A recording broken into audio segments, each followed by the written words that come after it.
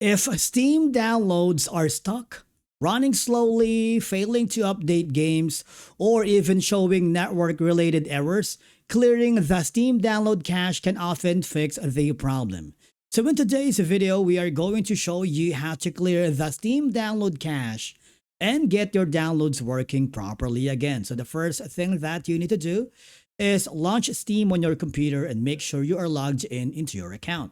Once Steam is open, look at the top left corner of the window and click on Steam. From the drop-down menu, select Settings, and from the Settings, I want you to find and click the Downloads in the left sidebar. Because this section contains all of Steam's download-related options, including download regions, bandwidth limits, and the download cache settings. After that, you need to make sure to clear the download cache. This step is very important. I want you to scroll down until you see the Clear Download Cache button, and then click the Clear Cache.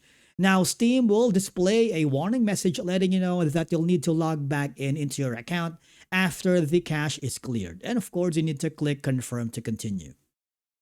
Next is signing back into Steam. Steam will automatically restart and clear the temporary download file stored on your system. Once Steam reopens, sign back into your account using Steam credentials. After logging in, try downloading or updating your game again to see if the issue has been resolved.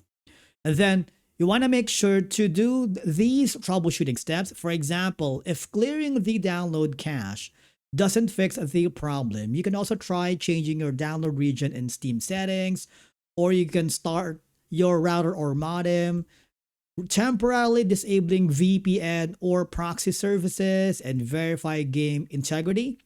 Check the Steam as administrator and of course the server status.